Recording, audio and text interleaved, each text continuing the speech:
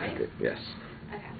I'm sure everyone here has heard the birds and the bees conversation with your parents once in their lifetime. Well, it seems like young kids are having sex every day. I mean, everyone does it at one point in their lifetime. I'm not saying it's a good thing or a bad thing. But are we as a community being taught more about sex than we are at home? There have been many controversies about kids having sex at young ages, some starting from as soon as ages 11 and up. I'm going to address you about why teens should be taught more about sex and what aims for sex education, what information should we be giving young teenagers, and when should education start. Sex education is for young teenagers who are experiencing things that every other teenager experiences, and have many questions to ask. Sex education is also about developing young teenagers' skills so they make the right decisions and the right choices about their behavior and feeling confident about acting on these choices. It is widely accepted that young people have a right to sex education, and this because it helps protect them against abuse, exploitation, and unintended pregnancies, and STIs, sexually transmitted infections, HIVs, and AIDS.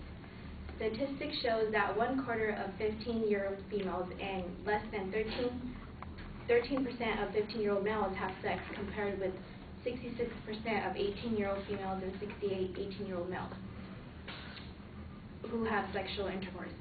And in the U.S., 7 in 10 out of women have sex before the age of 14, and 6 in 10 of those who have sex before the age of 15. Nationally, nearly 1 million young women under 20 years old become pregnant each year.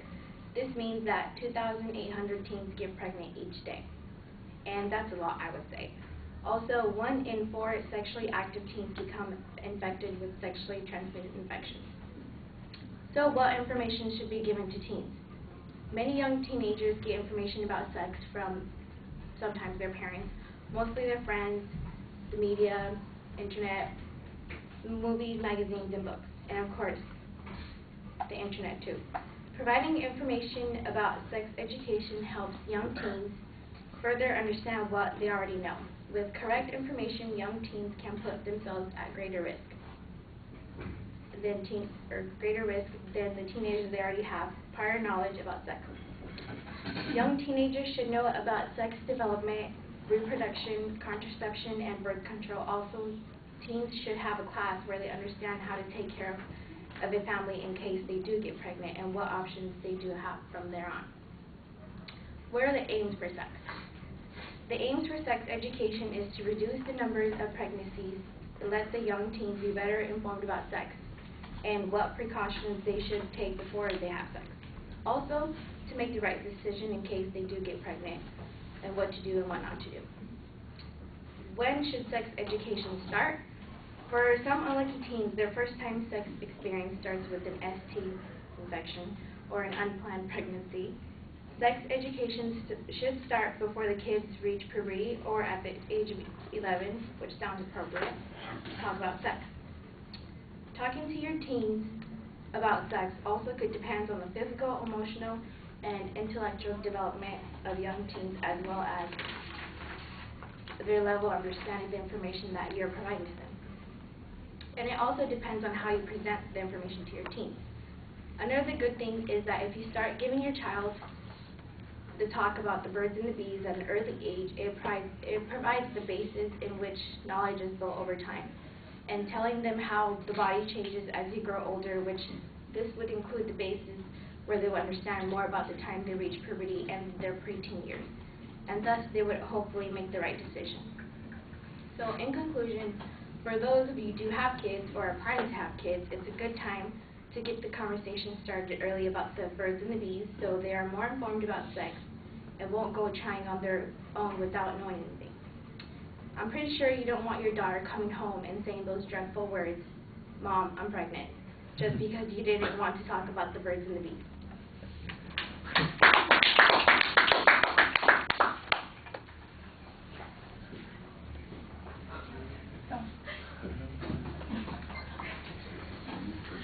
So Wade, what did you think?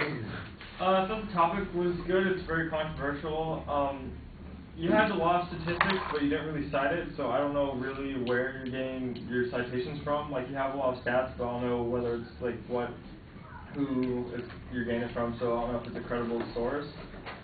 I don't really know how you feel on the topic, and like, I don't really get who is supposed to be supporting the teaching of the sex education. And also, I don't understand, you didn't really have, I think it would have been good to have like some statistics talking about parents that tell their kids about sex, and the comparison between parents that don't tell their kids about sex, to see the difference between like childhood pregnancy, just to see the comparisons, because so then you can actually say, hey, this way is better than this way.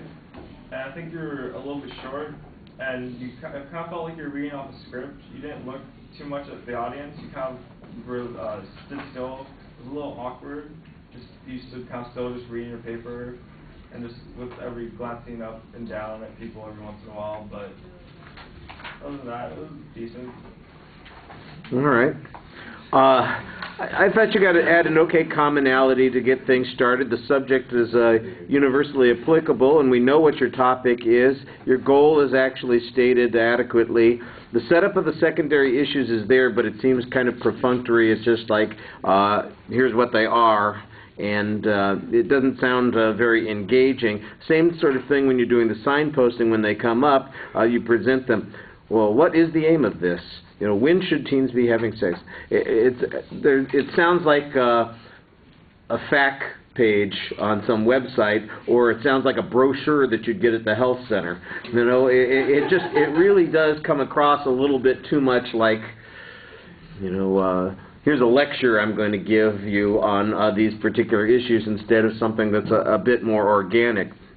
I did like the exit example that you used. I thought that was pretty effective. The main question is, in my head, are kids not getting this sex education? I thought that it was part of the curriculum in high schools and even in elementary schools, that there are a variety of programs on this. You mentioned, geez, there's all kinds of sources of information out there, so is the problem that they are not getting access to the information, or they're getting bad information, or that they're ignoring the information that they get? And sometimes you had some contradictory information. Some of the statistics seemed, at one point you've got a statistic that talks about the number who've had sex, you know, at a particular age, and then you've got a different number at a higher age, and then you go back to another number at the younger age, and it sounds like it's 3 times as much as what you had on the first one, and so that was a little confusing. And then there was a section on the language, where the language that you were using actually seemed to contradict the point that you were making. So I was a little confused sometimes in the body of the speech. You do a lot of reading, and although I think you project pretty well, the truth is the pacing and the way it comes out, the deliberate way that you say those kinds of things, makes it sound so much more like reading than just talking to the audience, and so that's something that you need to work on too. All right, thank you.